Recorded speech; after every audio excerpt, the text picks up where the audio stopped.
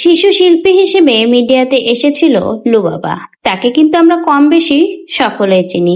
লুবাবার family কম বেশি সকলেই কিন্তু মিডিয়া জগতের সাথে জড়িত, আর এর কারণেই কিন্তু মিডিয়া জগতে আসা হয় লুবাবার। কিন্তু এবার প্রকাশ্যে জানালেন মিডিয়া ছাড়ছেন শিশু শিল্পী লুবাবা। প্রকাশ্যে আর কখনোই সে মুখ দেখাবে না, তবে সামাজিক মাধ্যমে কিছু প্রচারণের কাজ করলেও সেটা নেকাবের সঙ্গে করবে বলে জানিয়েছে লুবাবার মা জাহিদা ইসলাম জিমি।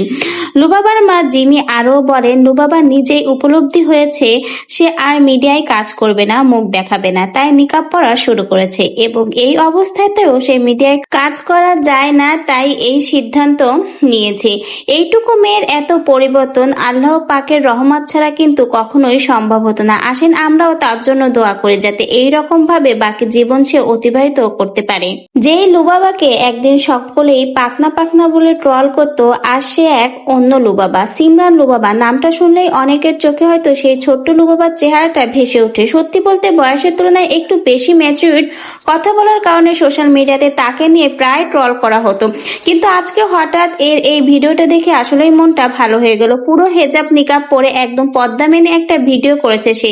সেখানে সে বলেছিল এখন থেকে মানুষকে ইসলামের পথে দাওয়াত দিবে আর নিজেও ইসলাম শিখবে। সে আরো বেশি বেশি শিখতে চায়, শুধু অন্যকে শেখাতে নয়, সে নিজেও ইসলামের পথে থেকে ইসলাম সম্পর্কে আরো অনেক কিছু জানতে চায়। এমনকি ইসলামিক সম্পর্কে অনেক পড়াশোনাও করেছে সে। মিডিয়া ছাড়ার পরে কোরআন তেলাওয়াত শিখে কোরআন খতমও দিয়েছে লুবাবা।